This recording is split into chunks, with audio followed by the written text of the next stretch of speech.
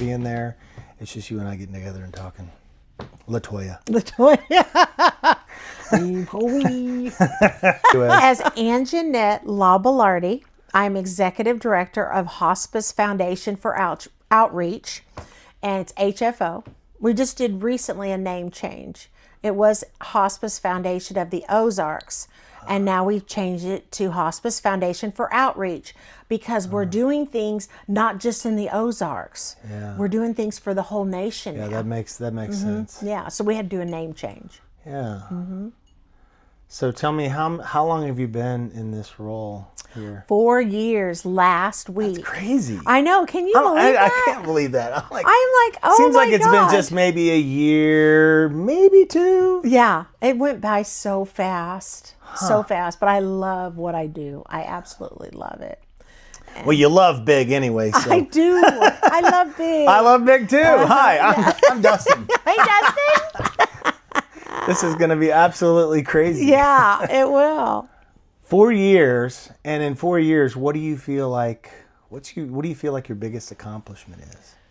I feel like our biggest accomplishment. I say we. There's Sure. Matt, who's my assistant, and he's been promoted to my executive assistant. Can we pause it? Pause. No, we're not gonna pause it for anything. Okay. Sorry. Okay. So sorry. No, you're fine. Hopefully, let me undo that doorbell because I don't want it to go off. That's okay. It's real. Okay. Sorry. Okay. So Matt. So Matt has become my executive assistant, but he assistant executive director. But he was with me from the very beginning. Yeah, I remember. And so we've shaped this organization. We used to have a one office room, and we shared a desk for 2 years. Yeah. And look, now I have my own office. I know. He She's has moving his own on desk. up. I have my own Moving desk. on up. Like the Jeffersons.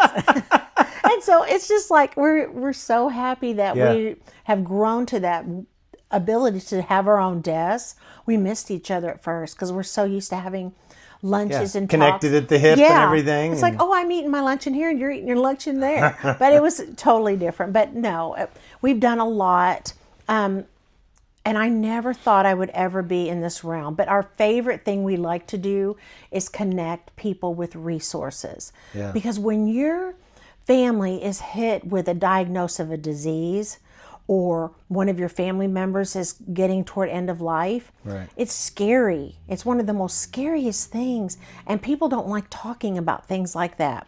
So we like to talk to them before the actual event happens. But a lot of time it's when the event happens and they call us and they're like, what do we do? Yeah. What is hospice? What is palliative care? Or do you know of any place that I could call to help my mother, my father, my brother, my sister?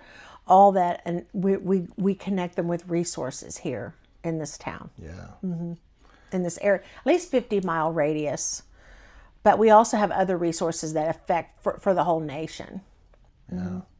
And for those who don't know what hospice is, how would you define that? Okay, well. Not that you're a Merriam dictionary, No. LaToya. Yeah, exactly. So hospice is for someone who's got 6 months or less to live. So when people hear that, they flip out. I mean, it's scary. But what people don't realize is that hospice is a good thing. Even though it's sad to lose that person that you love so much, right. But it's a good thing. It doesn't cost people $1. So they get a care team that comes to their house and checks on them once or twice a week. And as they get toward the end, they get more visits, but they get automatically team of extra eyes on them. They have a chaplain. They have music therapy. In some companies they do. They come in and check and make sure your blood pressures, all the things. If you have any wounds, wound care. Yeah. If you're having any symptom, like if let's say you wake up and your arm doesn't want to work, you can call them 24 hours, 7 days a week, and they will answer the phone call and they will send someone out to tend to you because you want a good quality of end of life. Right. If you're in a lot of pain, They'll help you with pain management. If you need equipment, they'll give you equipment. If you need someone to help clean your house, clean the house, it's very, very light, but they can give you resources, or some hospice companies offer that they help cook a meal for you or clean the bed sheets or things like that. But it's a really good resource. In other countries, they don't have it. And we're very fortunate the United States have it. Yeah. I'm just so I agree. grateful. And I only know that because, ironically enough, it's probably been 3 years now, gosh, maybe a little longer than that. My father-in-law was staying with us, and at some juncture, they put him on hospice. And at first, it was like, and I worked in healthcare, but I didn't really know what that was. And then the first time we had hospice care personnel come out and visit with him, and they explained what that all entailed, like, that there would be somebody come by and they would help, get his pills all set up for the week, like a nurse would do that, and they would have a chaplain come by and different things like that. And I think that was great. It was really about quality of life things and comfort as well. And so I learned a lot, and I have to say, like, he was living with us, but it was a busy house. It's very busy. And it was a lot for us to take on.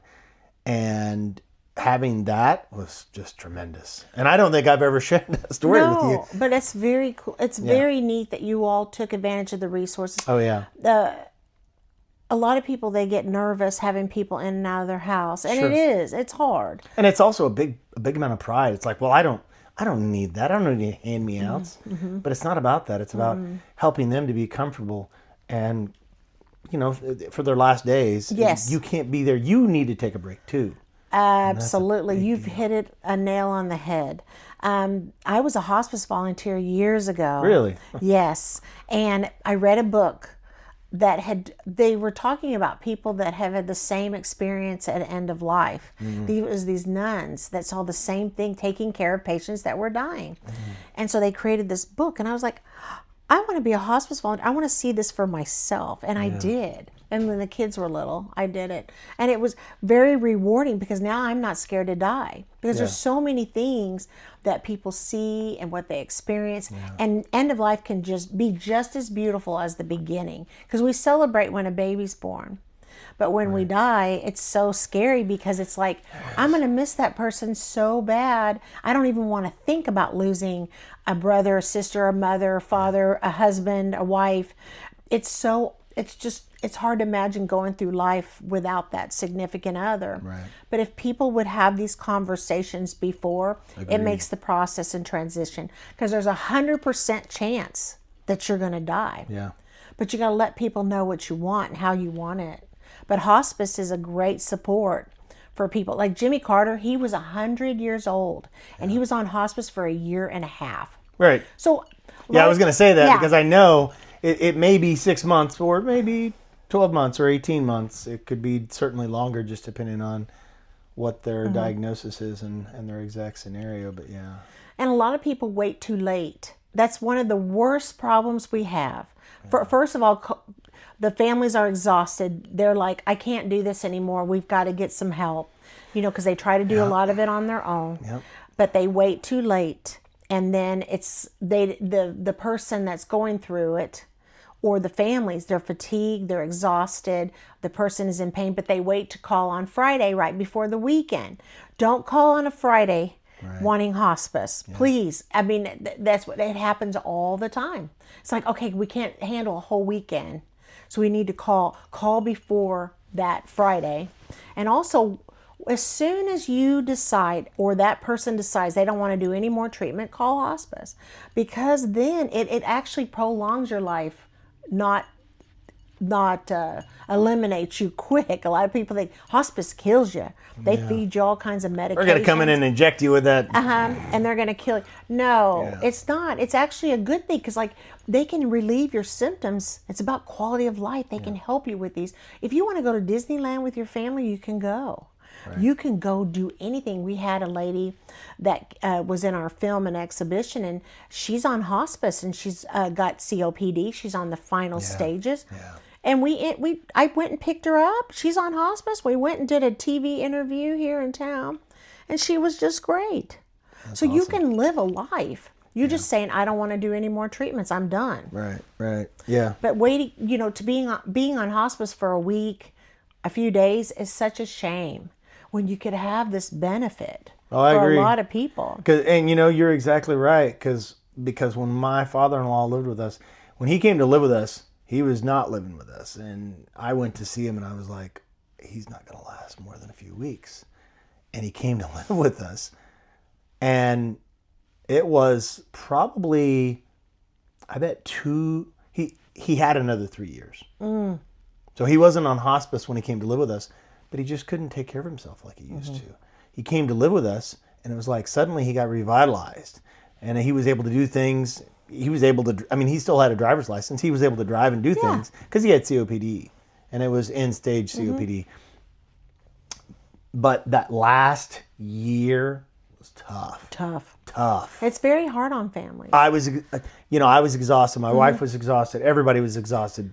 It's like, oh, this is just, how long is this going to go on? Yeah. And it wasn't like, you don't want to, and I've worked in healthcare. I worked in healthcare for 8 years. I was directly in healthcare.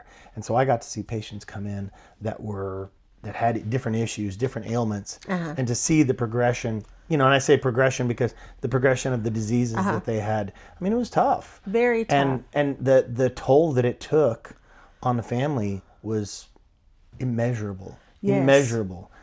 Because they're just like, they're doing everything and they have no personal life. No personal life, and you don't have a lot of help. And you have that like, well, they're my spouse. I should be beholden to them.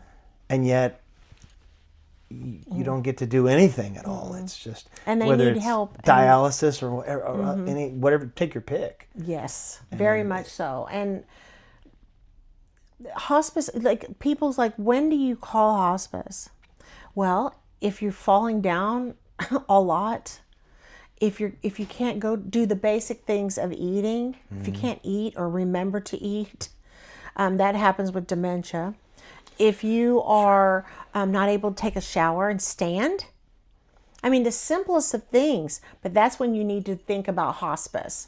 So do you guys have on your website or your Facebook page or any of those things, do you have like a FAQ where people can go? And Absolutely. I figured you did. Absolutely. Because we have one, what's the difference between hospice and palliative care? Because I didn't know what palliative care was until I started working here. But palliative care is when you get diagnosed with a disease like COPD, dementia, Lou Gehrig's disease. Those are diseases that you're not going to die real quickly. So that's going to take time and progression. So you want to get that extra eyes and extra team to help you with helping not just the patient, but helping the whole family as they go through the stages, giving them equipment, making sure they get that extra support. Because it's a big deal because it not only affects that person, it affects the whole family. And we're in a caregiver crisis. I don't know if you know this or not, but in the state of Missouri, we have more people over the age of 50 than we have children in the state of Missouri now. I believe it. And all these people are aging. Who's going to take care of them? Right. And then, so we get calls a lot. Okay, well, my mother's sick, my father's sick. What are we going to do? Who's going to help? Is there a resource? Is there somebody that can help me watch them while I'm at work? Is there There's not. Yeah. Unless you put them in a nursing home. And that care is horrible most of the time. Yeah. I'm serious. It's not great. And I don't care what level it is. They have a hard time finding people to work in those places. Yeah. But who's gonna do it? The family has to. So then I have to educate them about what is out there for them, what they can do and what they can't do. And a lot of people don't know that let's say it's grandpa and he's down and he's down for the count and he's not doing well. Who's going to help lift grandpa to go to the bathroom? Right. Grandma can't. Right. She's too old. She can't lift him. Right, he's too heavy. Yeah. Who's going to do it? Well, but the son and the daughter, they're having to work. Who's going to be there to take care of them? So they either have to hire help to come in, or they have to recruit other family members to take time, to take turns, or put them in a nursing home. Right. And it's not a fun thought at all. Not a fun choice at all. No. No. And in the old days, people would die at home. It was just part of life. I mean, but a lot of women were at home. They stayed at home with the kids. Yeah. So it was like expected. That's what people did. You put grandma in the living room and everybody would just be walking around and taking care of grandma. Everybody took turns and did the thing. Yep. And then when grandma passed, death was just very much a part of life. And over here, we've taken it out of the homes now in our culture.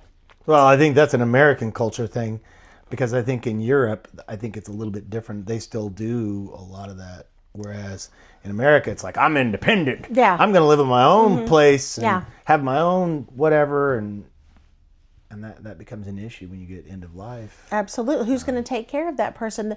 You wouldn't believe how many people die alone.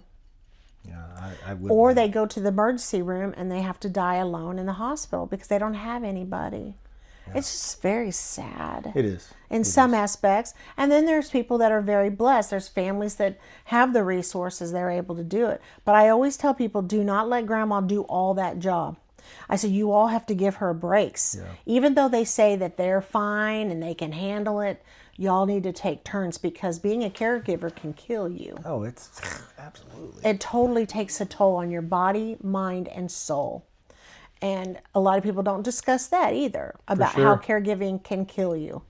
There's a lot of times people don't know this, but if, let's say that the husband had cancer and the wife was taking care of him, and then she ends up passing from exhaustion or something deteriorated in her body, and she died before he did. Yeah. And he was on hospice. Yeah. It happens all the time. Yeah, it is a lot more common than you think it is. People just don't take care of themselves. They don't eat. They don't exercise. They don't do any other things because they're just solely focused on that person. So you were talking about resources, but we have this question and answer on our website, hospice. Listen to me. I can't even think. Hospice outreach.org. Hospiceoutreach.org. And it is on there. It has within 50 miles all the hospice and palliative care companies in our 50-mile radius. That, and then also the question and answer, what is hospice and palliative care? Because it's by a nurse who was a hospice nurse. So we got that straight from them to tell us what to do. How much money does it cost? How many, how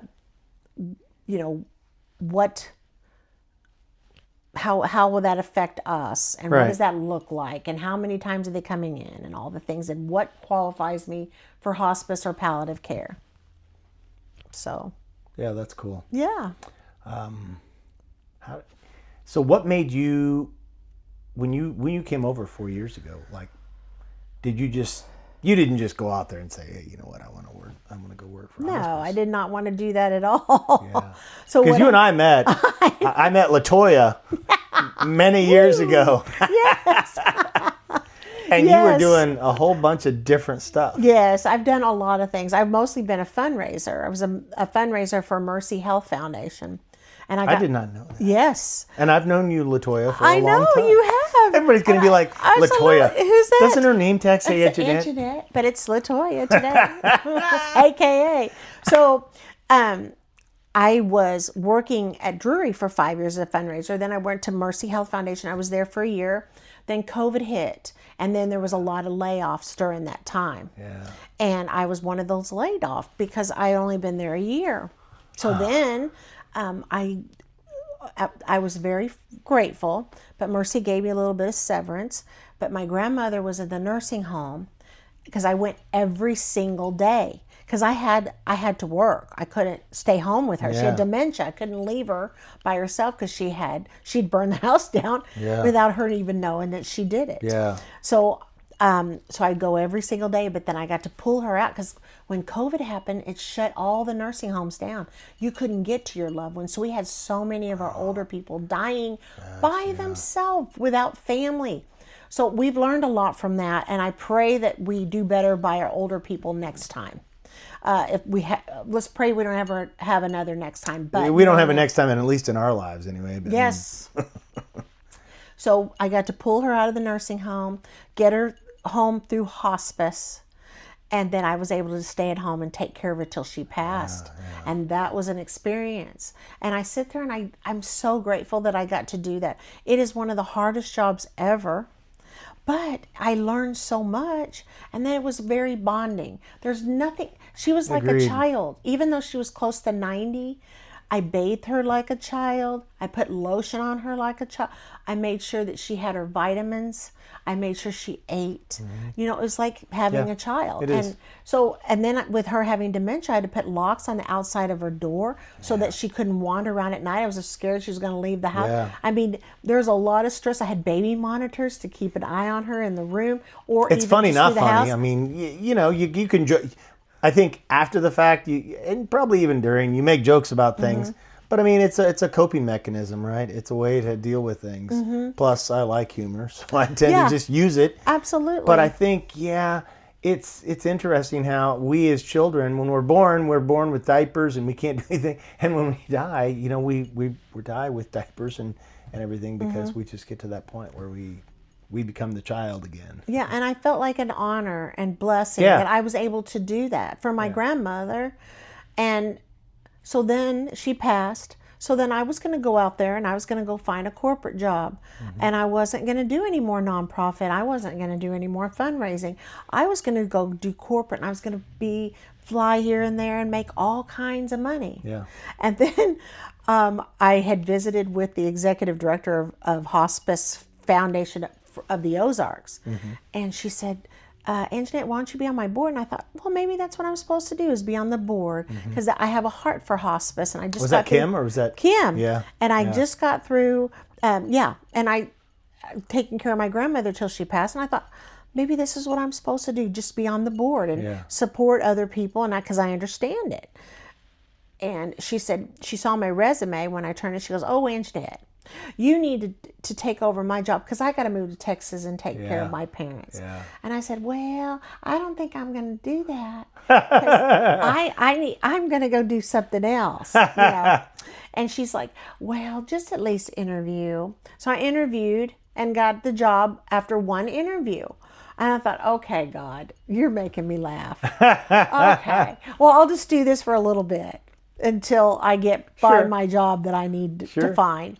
And here I am 4 years into it, love every minute of it because I understand what people have gone through and what they're going through. And so I'm able to help them and we could relate. Yep. It's just, what a gift. Empathy is a key to a lot of things. Yeah, but it changed my life, and here I am still doing it. And then I'm thinking, oh, what can we do? I'm always thinking of ways to get the word out and the message, because there's 2 prongs. There's the community, people, and then there's the frontline people, like the doctors, the nurses, the social workers, all these people, because what you do is, sorry.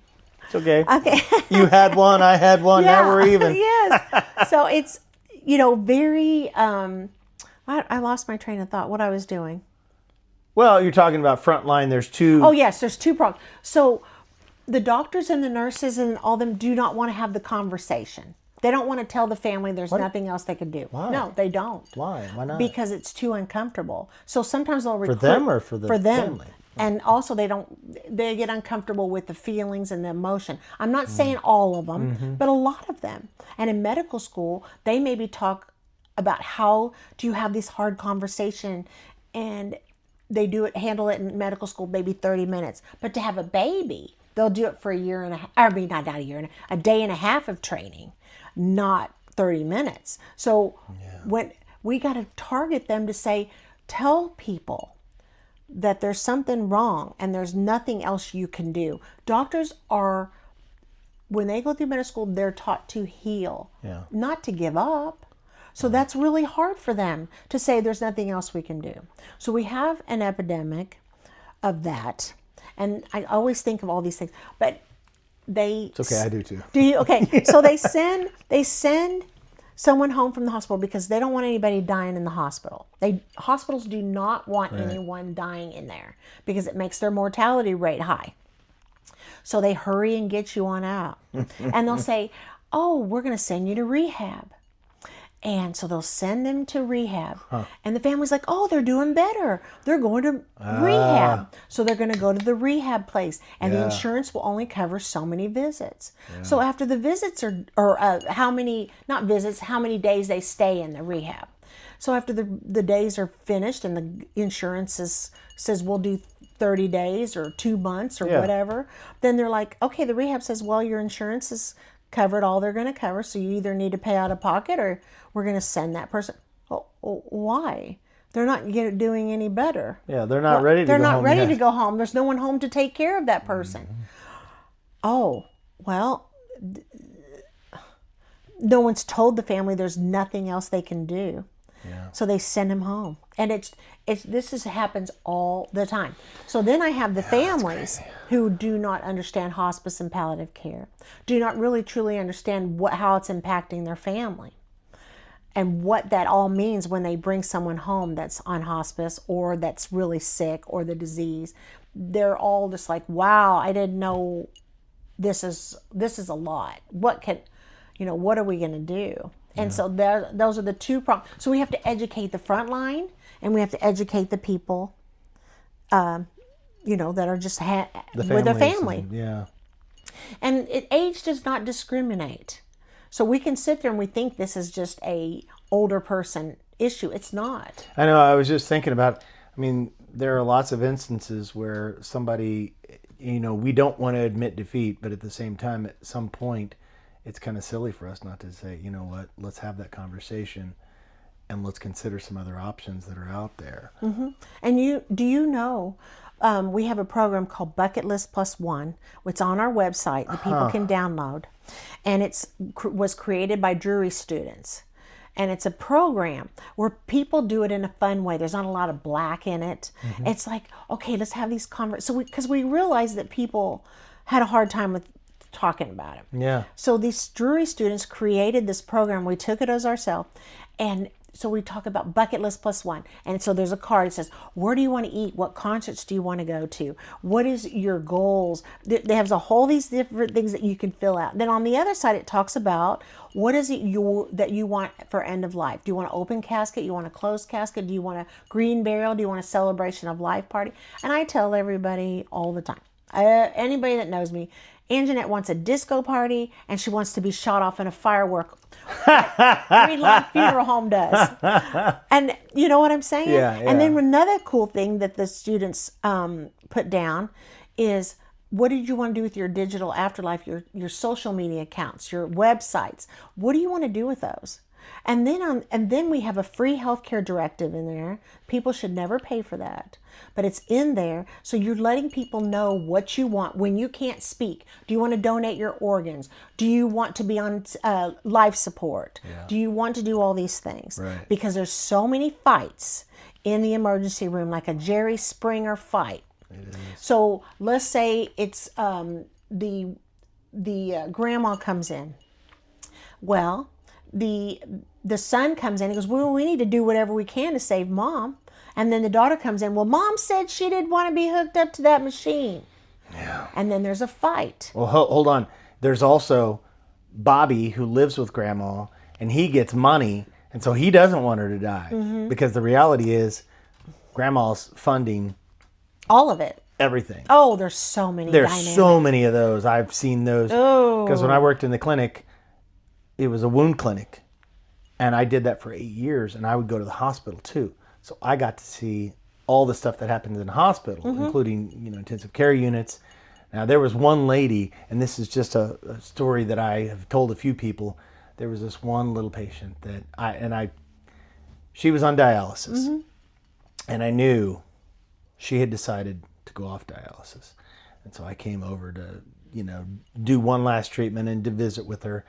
And that was probably the hardest. Mm-hmm. That was really tough because I'm like, she was the sweetest little old lady. Sweetest. And her daughter she was not happy. She was, all the feelings, emotions, like, I don't want to let her go. Mm-hmm. But she was like 90 something. And she was tired. And she was. And her body was wore out. I don't want to do this anymore. I don't. And so she and I had a great conversation. Mm-hmm. But that was tough though. It's like, this is the person's last But that's what moment. hospice is so good for, because then you can say, I don't want to do that treatment anymore. And then you can have a good quality toward till you go. Yeah. And you're taken care of. You won't be in pain. Yeah. You won't have, if you're having any symptoms of any kind, we'll make sure that hospice company will make sure that you're taken care of. And need equipment, they'll give you equipment. You know, it's just hard to give up and quit. But these doctors and nurses and all that are in the middle of these fights on a continual basis in the emergency room. Yeah. And it's awful when people don't have their stuff in place. And it's a gift to be able to have your stuff in place. We had a husband and a wife. They come into the emergency room. They're young. They don't think anything ever is going to happen. It's like 2 kids and a dog, you know, and a white picket fence. It's 3-bedroom, 2-bath home. You know, you're just starting out your life, and he got into a car accident. Well, he had crushed so many bones in his body, and so she went to the emergency room, and they were going to put him on a ventilator. She's like, "Oh no, he didn't want to be on a ventilator. He don't want to be on a ventilator. He told me that he didn't want it." And they said, "No, we're not trying. It's to prolong his life. We've got to put him under a little bit to heal some of these bones, so that then we can wake him back up again." But she got confused. Mm-hmm. See, a lot of people get nervous. They're not going to put you and kill you or put you on life. They're not going to do things like that unless there's a reason. They're not going to try to say there's nothing else we can do. They really research and try to figure out what we can do to save that person. Yeah. Truly, our healthcare system does care. I believe that. Yeah. With, I would say 99%. I would agree too. Yeah. I would agree. Especially if you're in that line of work. Mm-hmm. And then there's also the issues of young. There was a woman. She had was having a baby, and a blood clot went on to her brain, and they had to put her on life support. Well, her husband was going to take her off the ventilator because she had told him she didn't want that done. Well, then her parents came in and fought him and took him to court. Said, "You're not taking her off life support." She was on the ventilator for years till she passed. Mm-hmm. But can you imagine? Yeah. They fought. But if the daughter would have had that in writing, would have had it notarized and told everybody what she wanted, that wouldn't have been in that situation. Yeah, for sure. So there's a lot of things that people don't know. It's like they think, well, how is this going to affect me? Well, let me tell you how that's going to affect you. So I try to give them scenarios and things so that people know. I had a good friend of mine who passed from colon cancer, and she was young, very young. She had a daughter who was a cheerleader in a local school here, mm-hmm. and because her family wanted her to keep doing the treatments, she was nothing but a beanpole. Yeah. And she wouldn't look at hospice because she was doing it for her family. She was done with the treatments. The treatments were killing her. Yeah. And people don't realize that cancer treatments, after a while, you just have to just let it go. But the doctors won't quit. Yeah. Insurance companies won't. I mean, there's money in this too that people don't want to talk about, but there is. Right. And I'm not saying all doctors are that way, because they're not. Sure. But there's a few. And so this person kept doing the treatments, and she was only on hospice for 1 day before she passed. So she was in all kinds of horrible end of life. You know, who knows what everything she went through, but she was a like thin. It is. It's toxin. I mean, it's young. It's poison. I mean, it's meant to kill the cancer and mm-hmm. things in the body. Yeah. And that's tough. It's tough hearing those stories, but I get that. I had a friend of mine who recently, her daughter passed away from cancer, and she was way too young. Way too young. And I think at some point she just said, I'm not going to do any of the treatments. Mm-hmm. I don't want to. Mm-hmm. I'm going to just slowly let myself go. Mm-hmm. And that was her choice. It really is about your own choice. That's what's so good about the healthcare directive. You're telling people what you want when you can't speak. Right. So you've got to pick the right person to choose. And I always tell people who they are, who's in charge of you. Because we've had people that say, I was chosen. I didn't want to do that. I didn't even know I was chosen. It happens all the time. It does. It All the does. time. It's And they're like, kinda- what? They want me to make the choice? I don't want to do that. Let that person know. But it's a gift for you to tell people what you want, so then they'll follow. You find the person who will follow it exactly. I have husbands and wives that don't put each other down because they don't agree how they want to do it. Yeah. He's like, I don't want a funeral. I just want to have my ashes scattered, thrown under a tree. And she's like, no, we're not doing that. And then he's like, well, then I'll pick someone else. Or he says, well, I want to do whatever I can as long as I can to save you. And we'll put you on a ventilator. I will put you on all that. And she's like, nah, I don't want any of that. So I'm going to pick somebody else. So those are the But I think the key is just communicate. And I mean, in all of this, that's the important thing. Whether you're talking with your doctor, whether you're talking with your family members, whether you're talking, it doesn't matter. Just keep that communication line open. It's about having the conversation, Yeah. the tough conversation. Honey, if something happened to you, what would you want? Yeah. What would you want? Do you want to be on life support? Do you want to have CPR? Do you want to have a big burial? Do you want to have a disco party? What do you want? So I follow and honor what you like. Yeah. And it doesn't have to be family. It could be a neighbor that you're super close with, because some people don't have any family. So just pick someone that you feel like you can trust to follow through no matter what you do. Yeah, for sure. I 100% agree with that. I was actually on that list for a friend of mine. I was one of a few. And we all knew that we were on that list, and I think it's good to have those things. It is. And and just like you said, even if you don't fill that form out, just tell people what you want. Have those hard conversations with your family so they're not in a fight. And then I talk about also property. I said, this is about your health. But if it has to do with your stuff, you have to go through an attorney. I'm sorry. Yep. If you want to sue your children after you're gone, then don't have anything in order, because the government would love to take a percentage off of what you worked your butt for. So don't do it. Don't get things ready. Don't get anything in order, because the government wants to take it, and they'll let you go put it in probate. They have no problem. That's right. So you need to get your stuff in order. I tell people that stuff all the time too. Yeah, and I'm not an attorney. Right. So this is my little disclaimer here. I'm not an attorney. I just play one on TV. And we represent all hospice companies. We do not pick any one in the hospice. Everything's in alphabetical order. There's Better Business Bureau that you can check out, but we represent all. We do not have favoritisms of any type at all. What's that? Okay, that's a soft surrender. So we had a film. Because that's an event coming up, right? No, we already did it. Okay, you last did that. year. It was huge. But you've got something else coming. We'll talk about that in a minute. Okay, so this soft surrender. So we hired Randy Bacon to create a film and an exhibition.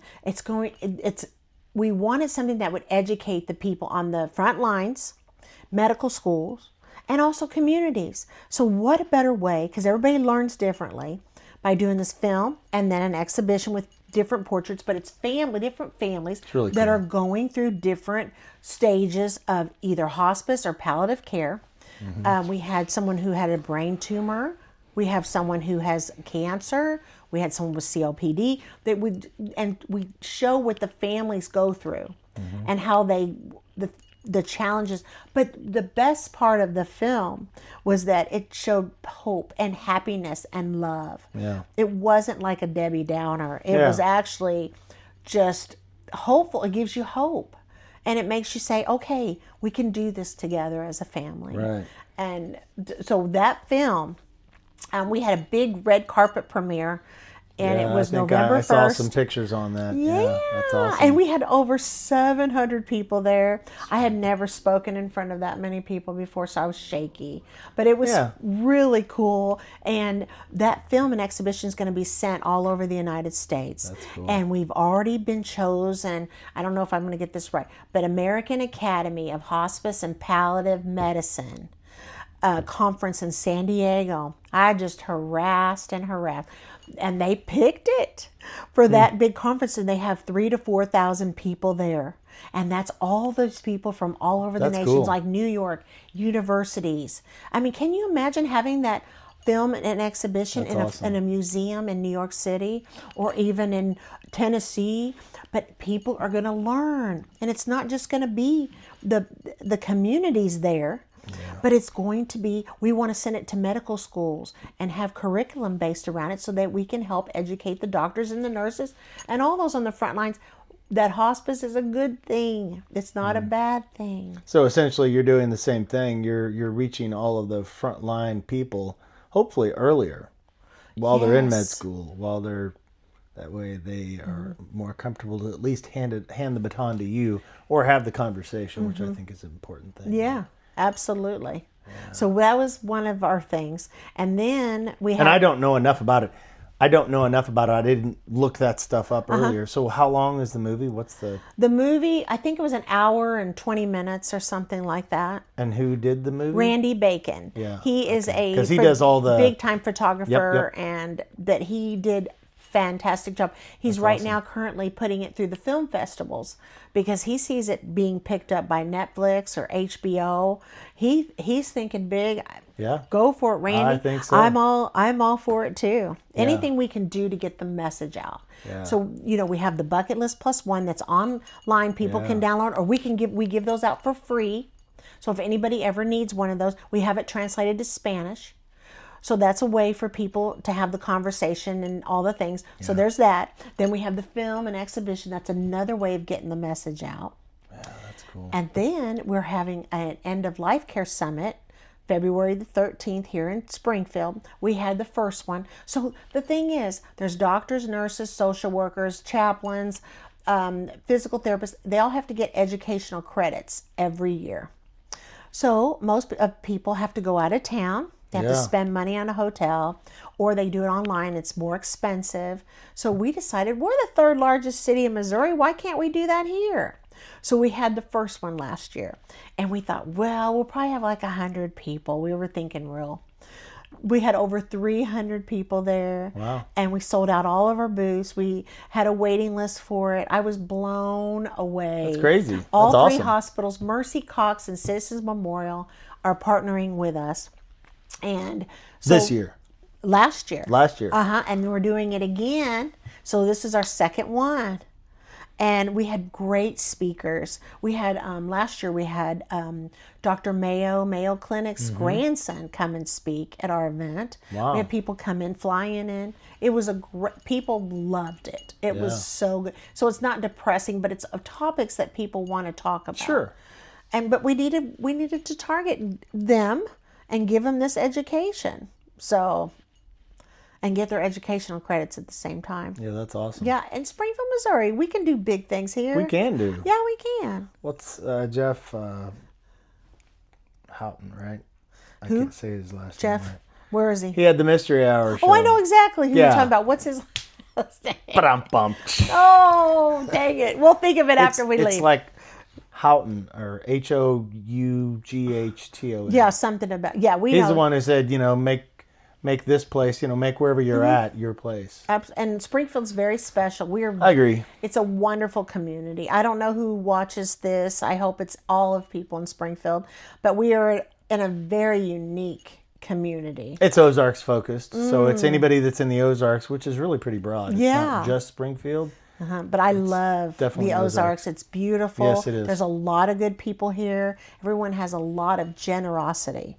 I agree. If there's any issue that needs to be tackled, Springfield in this area is so willing to do it. We have a nonprofit for anything you could possibly imagine. We do for sure.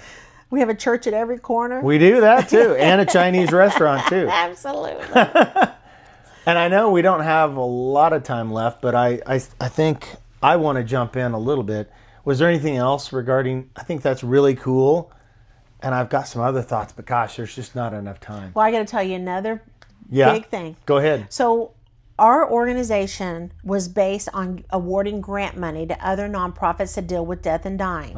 So one of those was Lost and Found. Oh, yeah. grief. There were a lot of people died from COVID, so they had to have the counseling. So we gave them money for that. We've given the library center on a death and dying series for the community. We've given money to the hospitals for burial. A lot of people don't realize that there's people that do not claim bodies because they don't have the money Yep. to do anything with the body. Yep. So we give them money for cremation for the hospitals. We've given money, and one of the big thing, we gave money to Barnes Jewish WashU for research. So in order for hospice to say free, I should say free, the lawmakers want to see data. How much money does hospice save the state? Hospice and palliative care. It saves millions of dollars because they're not coming in and out of the emergency room all the time. That's another sign, Oh, yeah, too. for sure. That's another sign. If you're going to the emergency room all the time, you need to look at hospice. Call an ambulance. Yes. It means it's too much. That was what we were doing with my father-in-law. He would have a panic attack or have other issues with breathing, and it would just be boom. Yeah. Let's call an ambulance. I'm like, oh, Yeah. okay. And then you call hospice, they will be there within an hour, Yeah. or they should be. Yeah, yeah. And to get you taken care of. They are. They're Instead of great. exposing your loved one to all the germs and everything in the emergency room. So with all this data, we gave money to WashU to do research. And they came up with a program with the research they came up with. They asked us to partner, and it's called LIGHT, Learning Institute for Global Hospice Training. So what it is an online platform for people that are at home, because a lot of caregivers are at home, isolated, taking care of that loved one. They can't leave. So they wonder, am I doing things right? Is this normal? What's that breathing? What is this? Did I give them too much morphine? All these things. And they can go online and have that research, all that there at their fingertips. There's blogs, there's video, there's any question that they would need. It's there. So it's going to be, and this is going to be launched. It's already launched, but we're really, really starting to push it. So at Hospice Foundation for Outreach and WashU and Barnes Jewish, we're doing this program together, and this program is going to be used all over the United States. And we're actually going to have our first booth to show them at the San Diego event, Right. at the American Academy of Hospice Palliative Care Medical Society. So I'm just so excited. All these things, and we were part of it, and we're from Springfield, Missouri. We're going to help the families, by God. Yeah. And we're going to do it in any way that we can. Yeah. We're just trying to figure out what's going to work for this family, what's going to work for that doctor, what's going to work for that person. Right. Everybody learns differently, see. We do. We do indeed. So we're doing big mighty things here. Yeah, that's awesome. But it's all about support. It's about helping people. It's not about ego. This is about what can we do to help you Right. to do your job better in the front line, to help you do your job better being a caregiver or taking care of that person that you love so much. Yeah. You know, it's hard. Yeah. It's one of the hardest things you ever do in your life is taking care or watching your loved one disintegrate. You know, we're going to have to do this again. Okay. You know that, right? Okay, I'll Not, do not it. the whole thing. Okay. But next time we're just going to talk about you. Okay, that's the deal. Because I know that's a whole nother story and everything else that I would love to be able to capture. But I listened to a bunch of different podcasts, and I know you've probably got to go here in just a few. But there's a guy that talks about you should go out and you should interview people that are like 80, around that age or older, whether they're on hospice or not on hospice. And I'm like, that's interesting, especially if they're not family. And ask them, like, what would they do different about their life? And that's something that I would like to do a little series of interviews like that. And again, it doesn't matter if they're on hospice or not on hospice. I think it would be interesting to be like, okay, well, let's do one for just hospice. Maybe that's what they did a little bit of.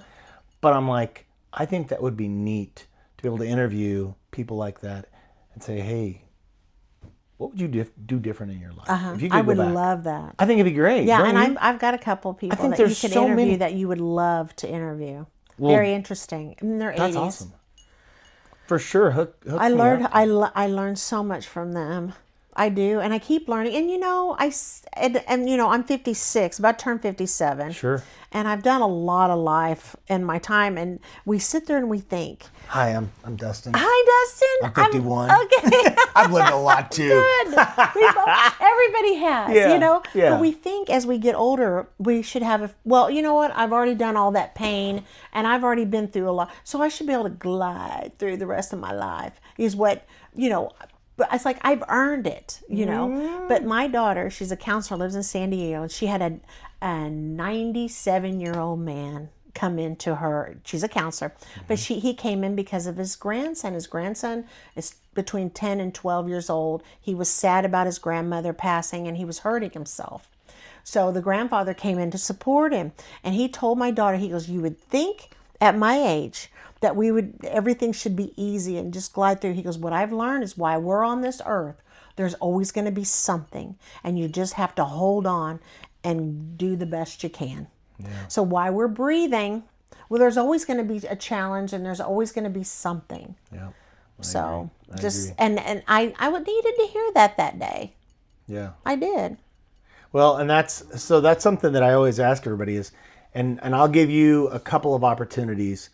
I'm always looking for, I call it Ozark Spotlight. Let's talk about somebody, maybe it doesn't have to be a business, but certainly businesses are one of those. Maybe a business that would be a good fit for me to have an introduction to, but it can also be just a great person.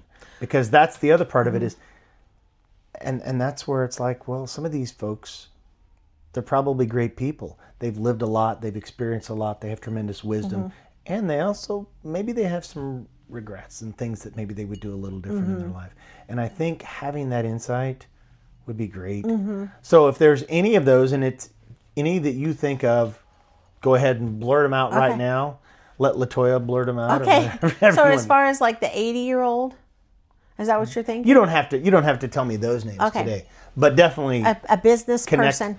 But any kind of business that you feel like that we need an introduction to. Let me think on that. Yeah. Because I really, let me think on it. Yeah. I want to. And I'll take multiples. Okay. I've got quite a few. I know I met with, God, was his in loving memory? Is that his name? Michael? Yeah, Michael. Yeah. I love him. I met him at 1 Million Cups, and we're definitely going to be on the books as well. Good. He's a good one. He did our video for our end of life care summit. He's doing video for it, and he does an excellent job. That's what I hear. That's what I hear. He and I talked at 1 Million Cups a couple times. Oh, he's so good. Have you ever interviewed on Angel's Wings the executive director of that one? Michelle Kramer. Oh, she would be an excellent one to visit with. And if you're wanting business, like a business, not a nonprofit. I'm not exclusive to one or the other. Okay. I want both, and I like to change it up where maybe 1 week it's business and next week I'm meeting with Ken Childers and the Foundry. And so that's good. He's so wonderful. And then Discovery Center. Oh, yeah. I love that. Well, I don't know that it'll be Tyler, but I think it'll be Hunter. Oh, Hunter? Okay. Yeah. And then the week after that, I've got Hub Health. Do you know those guys? Never heard of them. Dr. Mays? No. So they have a program, and I'm not going to speak intelligently about that, but they have a podcast. I'm going to go on their podcast, and then they're going to be on mine as well, but they do an open discussion with the doctor on Fridays at 2:00 typically. Okay. They are a walk-in clinic, but they also have MRI machines, other scan machines, and they do take insurance. But I think if you don't have insurance, they also have a plan or programs that you can. I would like to know more information. Yeah, so that'll be one that'll be coming up February 6th. I'm gonna go there. I'll probably do a small little tour as well before that, and then I'll be on the podcast. With them. It'll be fun. I would love to know more about that place for sure. And I know you got an appointment, so that's fine. It's okay. Let me give you. I wanted to give you, if you know anybody who needs educational credits, or who would want to go, even if they don't want educational credits, it's a good thing. It has a breakfast, lunch, snacks, drinks, the whole thing, and it's real reasonable. It's like $60. Yeah. And so, if you know anybody, Oh God, I gotta text them and Yep. tell them I'm gonna be late. All right. Sorry. Okay. No, you're fine. I love this. This is great. Yeah, it was good to You're see so you. sweet. And I'll think about the business part of it. Yeah, absolutely. If these conversations resonate with you, consider subscribing to Living in the Ozarks. And if there's a business, organization, or person we should be talking to, drop their name in the comments below. We're always looking for great stories.